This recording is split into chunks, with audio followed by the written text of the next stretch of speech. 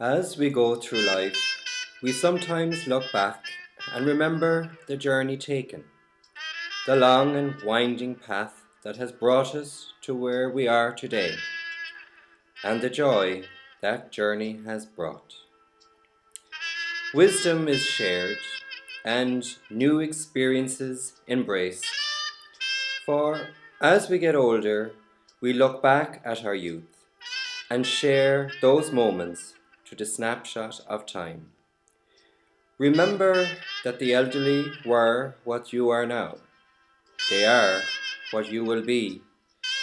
Beware of the elderly. Be there for the elderly. Become aware.